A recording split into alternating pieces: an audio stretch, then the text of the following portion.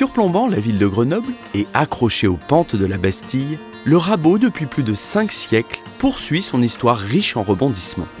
D'abord une maison forte construite au XVe siècle par un notable dauphinois, puis un bastion militaire avec son fort, ses murs épais, au XIXe siècle, le Rabot est devenu, il y a près de 73 ans, une cité universitaire pour les étudiants où les dortoirs ont remplacé les chambrées militaires. Pour des générations d'étudiants, le Rabot a offert bien plus qu'un toit, un point de vue unique sur Grenoble et sur leur avenir. On y monte à pied en soufflant un peu, mais la récompense est là, une vue imprenable et les souvenirs que ce lieu laisse bien des années après. Ça a été plus de 15 années sur ce site, avec des moments partagés entre les étudiants et puis les agents du Crous. Regardez le cadre, la biodiversité. Moi, le matin, je viens travailler, il y a un renard qui traverse devant ma voiture, je ne l'ai pas écrasé.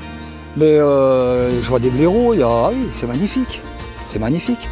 J'ai une affection et un attachement particulier à ce site parce que j'y habitais. Je suis arrivée au Rabot, j'avais 11 ans, mes parents ont travaillé ici, ont vécu ici. Alors par ce fait, moi aussi, j'ai habité ici, j'ai même travaillé ici, j'ai même fait des bêtises quand j'étais petite ici. Et moi j'ai connu le Rabot, c'était vivant. Moi le matin, quand j'arrivais avec mon véhicule, je travaillais sur Chartreuse, je voyais les étudiants qui s'entassaient dans les navettes. En fait, le Rabot, ça grouillait de partout. Il y avait une très forte activité, cafétéria, resto. Les étudiants faisaient régulièrement des soirées. Il y a une très belle association, l'Arcure. Je pense à tous ces étudiants de l'Arcure qui ont fait si bien marcher le Rabot. Ce qui va me manquer forcément, c'est ce site exceptionnel que je ne pense pas retrouver, ou j'espère peut-être un jour, de par sa localisation, parce qu'on est quand même à 10 minutes du centre-ville. Et il y a ce côté quand même nature qui est vraiment très proche. On est sur le contrefort de la Bastille, au tout début de la Chartreuse. Moi j'adore la montagne, donc forcément il y a vraiment un mix entre ville et montagne qui se crée ici.